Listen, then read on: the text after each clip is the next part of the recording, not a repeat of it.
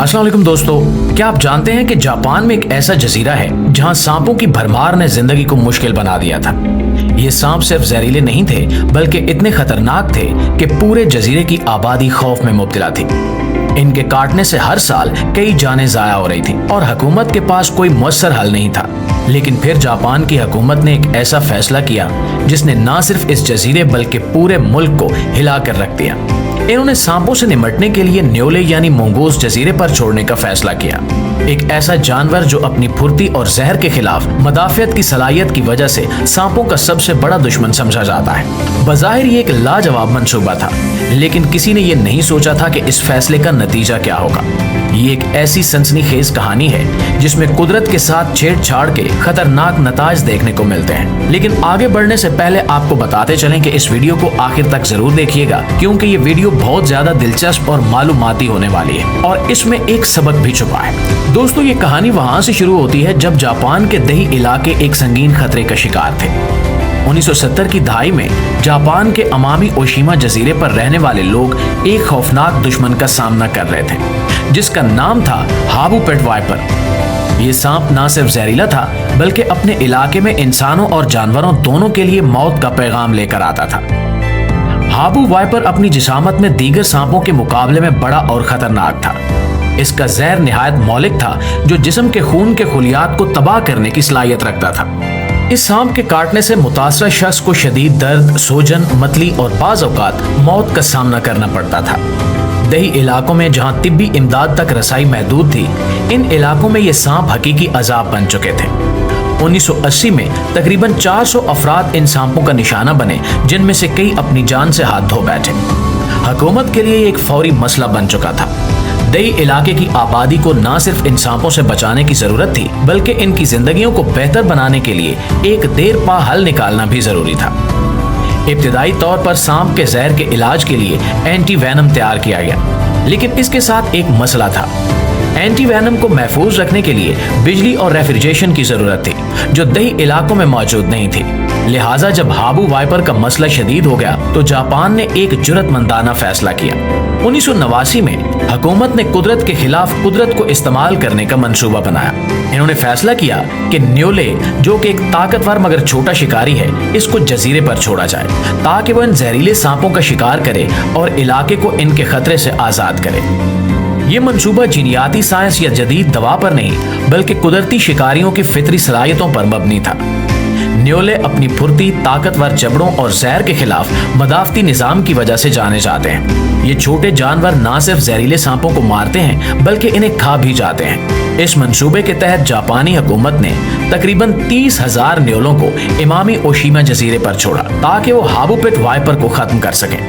ये हिकमत अमली बज़ाहिर एक जबरदस्त मंसूबा लग रही थी, लेकिन जल्द ही इसके नताइज ने सबको हैरान कर दिया। मंगूस और सांप की सरगर्मियों में एक बड़ा फर्क था। हाबू पेट वाइपर रात के वक्त ज्यादा फाल होते हैं जबकि न्योले दिन के वक्त शिकार करते हैं, और इसी इख्तिलाफ के बायस न्योले और सांप का आमना सामना शाज़ो नाज़िर ही होता था और सांपों की आबादी पर कोई खास असर नहीं पड़ा। नतीजे में न्योलों ने सांपों की बजाय जजीरे की मकामी नस्लों को निशाना बनाना शुरू कर दिया। इमामी खरगोश, जो पहले ही मादूमी के खतरे से दो चार थे, न्योलों का आसान शिकार बन गए। ये खरगोश सिर्फ उस जजीरे पर पाए जाते थे और न्योलों के हमलों की वजह से इनकी आबादी तेजी से कम होने लगी।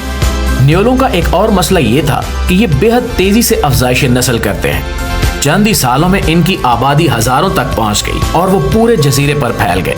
मकामी माहौलियाती निजाम जो पहले ही नाजुक था, तबाही के दहाने पर पहुंच गया। प्यारे दोस्तों, जब जापानी हुकूमत को इसका एहसास हुआ कि न्योलों को जजीरे पर छोड़ने का फैसला इनके लिए एक नया बहरान बन चुका है, तो उन्होंने इस मसले के हल के लिए फौरी इकदामात करना शुरू कर दिए। अब इनके सामने दो बड़े चैलेंजेस थे, एक मकामी माहौलियाती निजाम को बहाल करना और दूसरा न्योलों की बढ़ती हुई आबादी पर काबू पाना। सन 2000 में हुकूमत ने न्योलों के खात्मे के लिए एक जामे मंसूबा बनाया। इन्होंने खास तौर पर तरबियत याफ्ता कुत्तों और माहिर शिकारियों की एक टीम तश्कील दी, जिन्हें जजीरे के हर इलाके में न्योले तलाश करने और पकड़ने का काम सौंपा गया। इसके अलावा तकरीबन 20,000 खसूसी ट्रैप्स पूरे जजीरे में नस्ब किए गए ताकि न्योलों की बढ़ती हुई तादाद को रोका जा सके। ये मुहिम काफी मुअस्सर साबित हुई। पिछले 25 सालों में जापानी हुक्काम ने 32,000 से ज्यादा न्योले पकड़े हैं और इनका खात्मा किया है। जदीद टेक्नोलॉजी जैसे मोशन सेंसिंग कैमरों और रिहायशियों से हासिल होने वाली इतलात की मदद से न्योलों की मौजूदगी की निगरानी की गई। सन 2022 में 472 मुख्तलिफ जगहों पर लगे कैमरे और तरबियत याफ्ता कुत्तों की मदद से एक जामे रिपोर्ट तैयार की गई, जिसके मुताबिक जजीरे पर न्योलों की मौजूदगी तकरीबन खत्म हो चुकी है। ये कामयाबी बिलाशुबा एक बड़ी फतह थी, लेकिन असल मसला यानी हाबू पिट वाइपर अभी भी मौजूद था। यहाँ से जापानी साइंसदानों की जदोजहद शुरू हुई। उन्होंने सांपों के जहर के खिलाफ एक जदीद और काबिल रसाई एंटी वेनम तैयार करने की तहकीक शुरू की। जहर के जीनियाती नक्शे को समझने के लिए जापान के मुख्तलिफ तहकीकी इदारों और यूनिवर्सिटियों ने मिलकर काम किया। इस मकसद के लिए साइंसदानों की एक टीम ने सांपों के जहर, खून और बाफ्तों के नमूने जमा किए और इनके डीएनए का तज्जिया किया। इस तहकीक में 60 जीन्स का पता लगाया गया जो जहर की तैयारी में शामिल थे। इन जीन्स को जानकर साइंसदानों ने नए और बेहतर एंटी वेनम बनाने की बुनियाद रखी। दोस्तों, ये तहकीक सिर्फ सांप के जहर के इलाज तक महदूद नहीं रही, बल्कि इससे दीगर बीमारियों जैसे कैंसर और कल्बी अमराज के इलाज में भी मदद मिलने की उम्मीद पैदा हुई। जापानी माहिरीन ने न सिर्फ जहर के इलाज के लिए नए तरीके दरियाफ्त किए, बल्कि इनकी तहकीक ने आलमी सतह पर साइंसदानों को जहर से बनी दवाओं की तैयारी में मदद दी। दोस्तों, जापान में न्योलों को जहरीले सांपों के खात्मे के लिए मुतारिफ करवाने का फैसला शायद एक मुनफरिद तजुर्बा था, लेकिन ये कुदरत के साथ छेड़छाड़ की पहली कोशिश भी नहीं थी। दुनिया भर में कई ममालिक ने कुदरती माहौलियाती निज़ाम को कंट्रोल करने के लिए ऐसे ही इक़दामात किए हैं और इनके नतायज हैरान कुन बल्कि अक्सर तबाहकुन निकले। सन 1935 में ऑस्ट्रेलिया ने गन्ने के खेतों में केन बीटल्स के मसले से निमटने के लिए कैन टूड्स मुतारिफ करवाए। कैन टूड्स जो एक किस्म के बड़े मेंढक थे, इन बैटल्स का शिकार करने के लिए लाए गए थे, लेकिन जल्द ही वाज़ेह हो गया कि बैटल ज्यादातर गन्ने की चोटी पर रहते थे जहां कैन टूड्स नहीं पहुंच सकते थे। नतीजा ये निकला कि कैन टूड्स ने ऑस्ट्रेलिया के मकामी जानवरों को निशाना बनाना शुरू कर दिया और पूरे माहौलियाती निजाम को तबाह बर्बाद कर दिया। आज कैन टूड्स ऑस्ट्रेलिया की जमीन पर एक नाकाबिले हल मसला बन चुके हैं। इसी तरह हवाई में सन 1800 की दहाई में गन्ने के खेतों में चूहों से निमटने के लिए न्योले लाए गए, लेकिन यहां भी एक बड़ी गड़बड़ हो गई। चूहे रात को फाल रहते थे, जबकि न्योले दिन के वक्त शिकार करते थे। नतीजा ये निकला कि न्योलों ने मकामी परिंदों और नायाब अकसाम के अंडों को अपना निशाना बना लिया और जजीरे के कुदरती माहौलियाती निजाम को तबाह कर दिया। दोस्तों, इसी तरह जमैका में भी न्योलों को चूहों के मसले के हल के तौर पर लाया गया, लेकिन जल्द ही ये वाज़ेह हो गया कि न्योलों ने परिंदों और मकामी जानवरों की नस्लों को खत्म करना शुरू कर दिया है। माहौलियाती निजाम में ये अदम तवाजुन इस हद तक बढ़ गया कि कई जानवरों की नस्लें मादूमी के करीब पहुंच गई। दोस्तों, जापान के सांपों और न्योलों की ये कहानी सिर्फ एक जजीरे की दास्तान नहीं है, बल्कि इंसान और कुदरत के दरमियान ताल्लुकात की पेचीदगी की अक्कासी करती है।